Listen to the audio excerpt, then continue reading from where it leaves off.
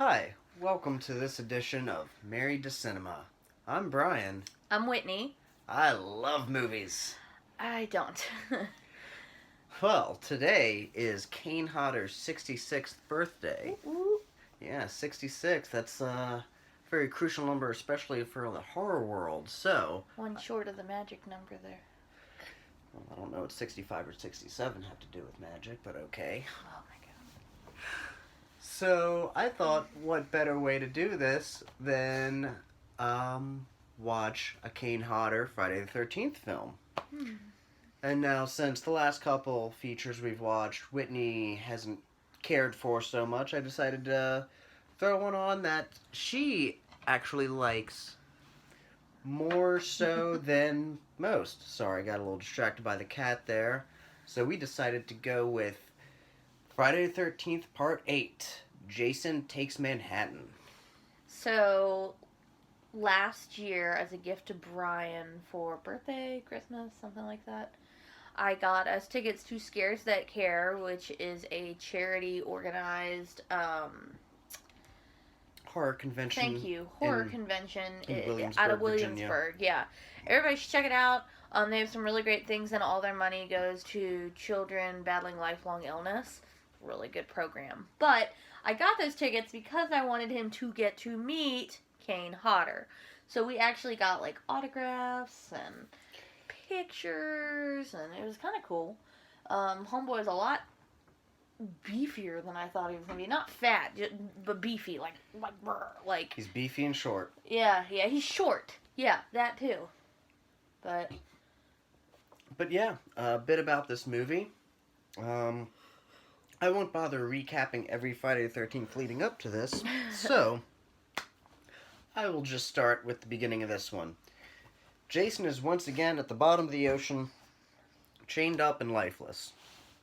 He gets brought back by electricity randomly from, like, a power cord leading to a generator in a boat or something. yeah, And he wreaks havoc, finds his way onto this cruise ship where this traumatized woman is taking cruise with the rest of her classmates to go to New York as a year-end trip kind of thing. We learned why she's traumatized later, which doesn't make any sense, really. But Jason boards this cruise and decides, why not? I'm gonna go find my way to New York. Maybe get a towel while I'm there. So initially, you open to this scene of like a young couple having like a romantic night on a houseboat, essentially, or whatever, a yacht. I don't know what you would call that. I guess a houseboat. It's like a private charter boat. Yeah, some kind of boat, and the dude like scares the chick, and he's like dressed as Jason, and he just casually lays this Jason mask down, and so when Jason gets reanimated, he's just like casually like, oh, what a convenient mask. I didn't even have to go to the store for this thing. Like, he just picks it up. And he's like, hey, perfect. That's just the model I yeah, like. like It's awesome. So I was like, wow, really? Wow, just need to find a towel to dry myself off. Yeah. Also, like, I was thinking about this later. It's one thing for, like, us to sell, like, a Jason mask in a Halloween store. Because Jason is not real. It would be another thing if we sold, like, actual axe murderer outfits, or like, do we do that? Well, that was a hockey mask, like.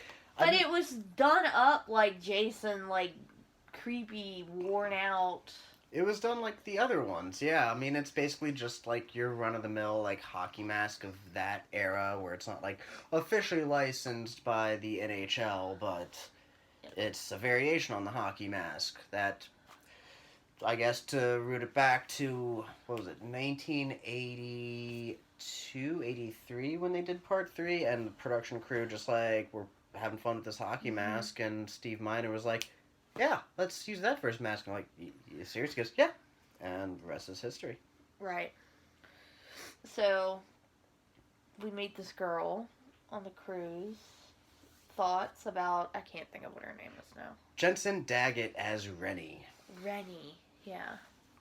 Also, Jensen Daggett's a pretty 80s name. Like, there's a lot about this movie that is 80s. That is such a horrible like name. The theme song, The Darkest Side of the Night. Yes. by a group called Metropolis. Imagine that. I mean, I don't know. Like, imagine getting old and having to write on your social security forms that your name was Jensen Daggett. Well, I'm sure there's been worse out there. I can't name any off the top of my head, but... I don't know. In 5 years, we're going to have a whole bunch of baby COVIDs and baby Coronas running around, so... Oh, I'm but sure we anyways. will. So... That's the fun of the pandemic, though. Pan... The cultural treasure. That lasts generations onward. Alright, so... The boat. Seniors are on the boat, right? We get our first Jason kill. I mean, the first Jason kill is the opening shot of the film. On the boat, though. The first on the cruise ship kill. On the cruise ship kill. Is homegirl with the guitar, right? Yeah, this girl who basically they're like, Joan Jett's cool. Let's make a girl look like her. Flying V included. Yeah, so she's just like beat up with her own guitar down in the But you don't really boiler see room. it. Like, you see it basically like from her POV, so you see like the guitar smash her face and a little blood splatter, but you don't see what it did to her face, which is really a bummer, and it's like, oh man, that could have been so cool. But no. So then, alright, so I'm trying to remember, because this movie does ramble a bit. So you have the guitar girl, then who's next? After that... It's like a decent break Isn't there. it one of the boxers? One of the boxers who dies in the sauna? Yeah, that's right. Somebody gets steamed up in the sauna, like, not steamed up. Oh! Like, take, Better like, death. hot rocks or something on him. So... It's a Rolling Stones album. Oh, I wasn't listening to you. I'm sorry. Hot Rocks, Rolling Stones. It's very late and I'm tired. Okay. So, alright, so guitar girl gets hit with the guitar. And then hot rock dude gets hot rocked to death. Yeah. And then, basically, Kelly Hu from X-Men 2, X-Men United, she gets chased into, like, this little dance hall where, like, she just opens the doors, there's no one there, but all the lights and the music is blasting. It's like, why is that happening? And she's, like, looking around, rather instead than of just going straight across the dance hall. And then Jason just kills her anticlimactically. You also, but before her, you missed the token slut. The chick that's, like, trying to seduce the weird uncle. Yeah, didn't she die after or before? No, before. Because the chick that got stuck on the dance floor was, like, going to check on her. And she opened the door and saw her, like, dead. Because Jason's like, BAM! Crush this mirror. Kill you with some glass. Yeah. And this girl is basically attempting to seduce/blackmail the head chaperone to give her an A and let her pass and graduate high school. And he happens to be the uncle of the main character, Rennie, who caused this trauma upon her as a young girl. And this is the most convoluted a plot to a Friday the 13th movie has gotten I hope up this to isn't this getting point. confusing. So, okay. So those deaths all happen. Something happens to the captain, but I don't remember what happens to him. It's off screen. But he dies, right? Yeah, he's dead. So then just find him dead. the captain's son, which is in like a love situation with the love interest of Rennie. He takes over. And then they like escape on lifeboats. Oh, you know what we have yet to touch that we need to touch really quick? Jason has a freaking annoying, like, kind of laugh all throughout this movie. I'm not sure if it was part of the music or if it was his actual laugh. I think it's part of the music score. Okay, it can't be. I think it was. refuse to believe that. So this is the first time that Harry Manfredini did not have a single hand in the Friday the 13th film series. Now, he collaborated on Part 7 with Fred Mullen, who scored the Friday the 13th series. And then for this one, Harry Manfredini was in way and Fred Mullen just did it. And they brought in Rob Heaton, who'd previously worked on the series. Well, it sounded like a terrible laugh. Yeah, so at this point in the film is kind of when you and I started trying to figure out Jason's motive. Yeah, and now we're okay. So they get on the lifeboat and they get to New York now, and we're like 40 minutes left. Yeah, we're less than that. I want to say. Yeah, we're we're over 2/3 into the film, and Jason is just now getting to Manhattan. And we finally get to Manhattan, and if it's not obvious to you that it's actually Canada, then I don't know what. If only the plot had to be Canada, that would have been hilarious. But the other weird thing that blows my mind about this movie is how it'll have some of the weirdest, most darkest shit I've ever seen in a Friday the 13th movie. Right. And then juxtapose it with the goofiest shit I've ever seen in a Friday the 13th movie. I mean, Homegirl gets, Rennie gets, like... Yeah, so... Once they get to New York, like, Rennie basically gets abducted by these two, like, drug... people. These two druggy, like, alleyway homeless bomb thugs, and they inject her with heroin and attempt to rape her, and then Jason stops it. Shortly thereafter, he boxes the other living boxer. They actually box on a rooftop. Yeah. And Jason... He does one punch, punches the guy's head clean off, goes straight into a dumpster, the dumpster closes. Those scenes are like right next to each other too. You can't make this up. That's something special. Well, and you and I noticed too that Jason is so gross looking in this movie. He is always wet. Like, there's not a single shot in this film where Jason is not soaking from head to toe. He's disgusting. He's, like, covered in lake slime and, like... But he never dries off. And his shoes, like... You'd think he'd slip at some point. All the way through. You think there'd be a scene where he'd look... Whoop! He falls out on the subway, remember? When they hit the brake, yeah. That's why he's like, my shoes, they're so wet. Oh no, they weren't prepared for this. I should have gone slip resistant. So, you know, the speculation that we came up with is that this is probably all a bunch of misunderstandings. He really just wants a towel. Like, every time he's approaching these people, he's like, please, can I have a towel? And they're like, ah! And he's like, guess I just have to punch your head off into the dumpster now. Like... But he's covered in some kind of gross, like, slimy goop. Yeah. As is the ever-morphing young boy version of Jason. Which it juxtaposes throughout the film. Rennie has these hallucinations of this young Jason, which never fits with continuity of how he actually looked. Never once. So at first he looks like your average boy, a little short brunette kid, which doesn't Pretty make sense skinny, because yeah. when you see young Jason in the original film, he's a mongoloid with no hair, which is the opposite, really.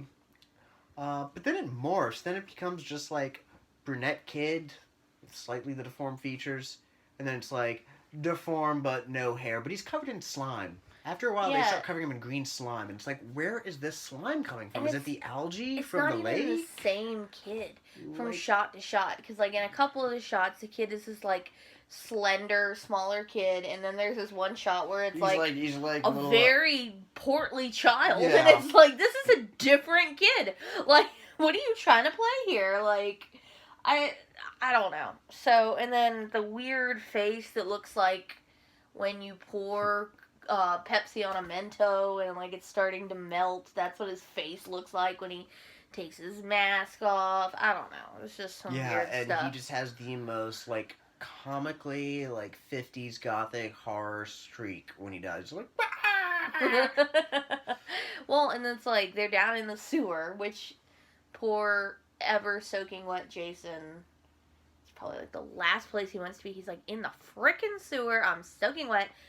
And they, like, shoot the toxic waste that goes to the sewer at a certain time, and that's how he, like, reforms into a boy, right?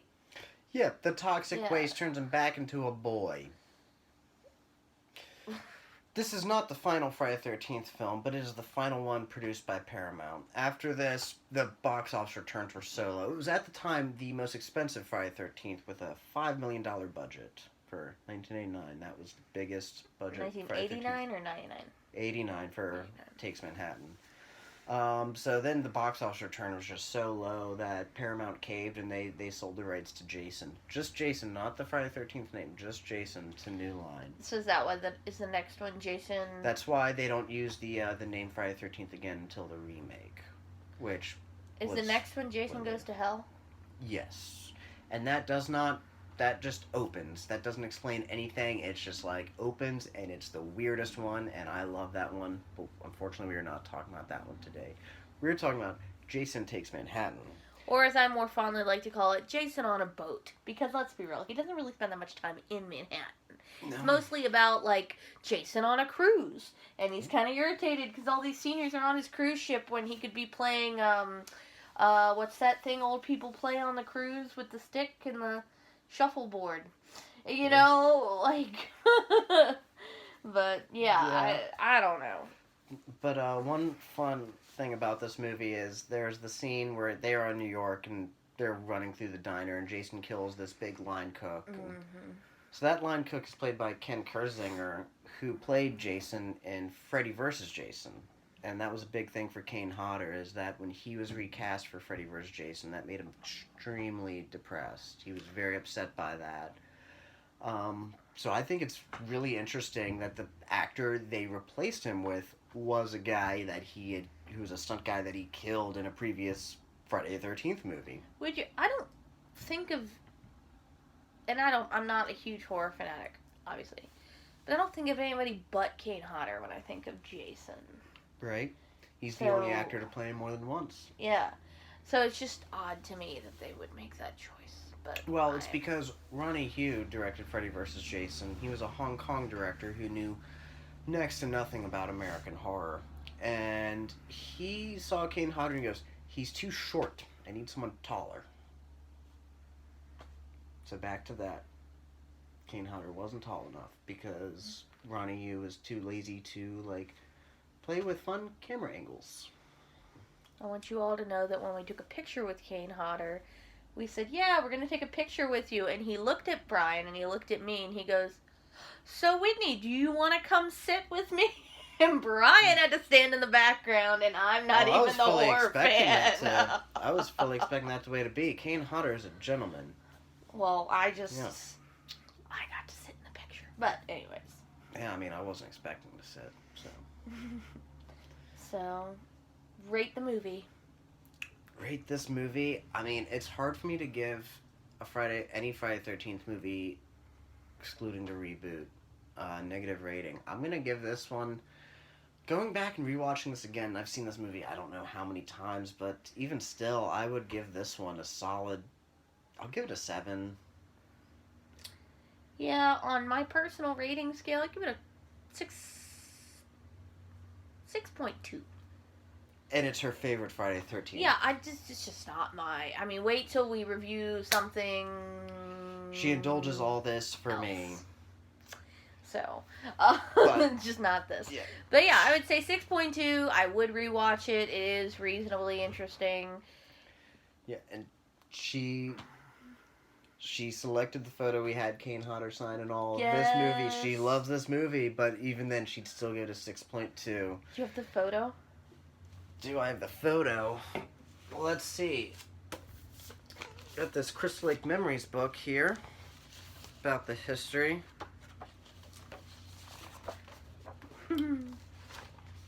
Yeah.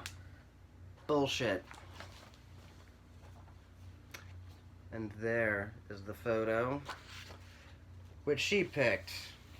Because it's the best. The iconic screenshot of it.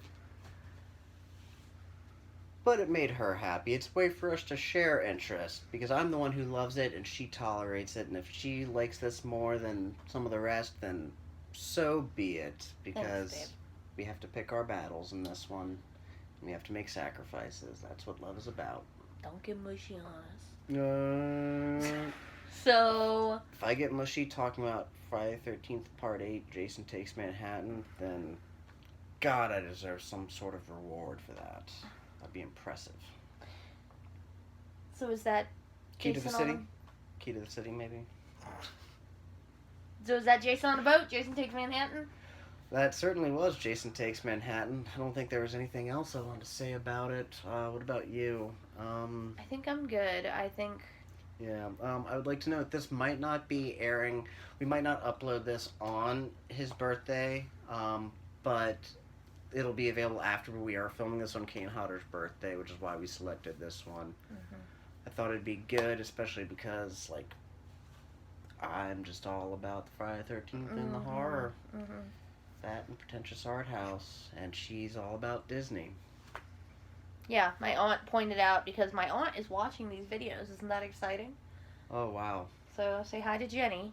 That I wore a Little Mermaid sweatshirt during one of the videos the other day, and she would like us to review the Little Mermaid. Can we review the Tree of Life? Can we review the Tree of Life? All in good time. All in good time. So. The 3-hour, like, extended cut. So. Yeah. Well. That was Friday the 13th Part 8. Jason Takes Manhattan. Killed the Paramount franchise, but I still love it. Just for being Friday the 13th. That doesn't suck as bad as the remake. Sure. Which is currently in the longest spell without Friday the 13th in history of 11 years. Going on over 11 years now. Like and subscribe. Like and subscribe to Married Cinema, please. We appreciate it. Leave us some suggestions. Yeah, we'll get to them eventually. We're kind of combing through a list, kind of switching back and forth. We'll get to them. Yeah, we're trying to pick interesting choices, some things that work with time and certain occasions. Time, accessibility, all that. Yeah. So. But yeah. So thank you, and this was Married to Cinema. All right. Bye-bye.